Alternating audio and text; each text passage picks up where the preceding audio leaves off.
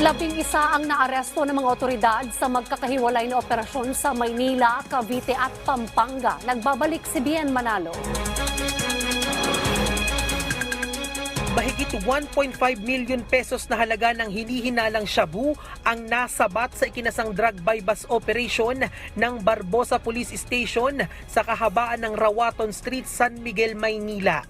Naaresto sa buy-bust sina alias Fatima, 24 anyos at si alias Darrell, 44 anyos na mga tulak umano ng droga sa lugar. Nakumpiska rin sa mga sospek ang budal money at mga drug paraphernalia. Kalaboso naman ang 6 na drug personality sa entrapment operation ng PIDEA Region 3 sa Angeles City, Pampanga. Nasa kote sa mga drug suspect ang mahigit 100,000 pisong halaga ng umano'y shabu, buy-bust money at mga gamit sa droga.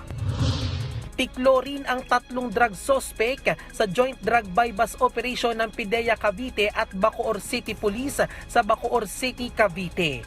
Na-recover sa mga suspect ang mahigit 82,000 pesos na halaga ng hinihinalang shabu, buy-bust money at mga drug paraphernalia.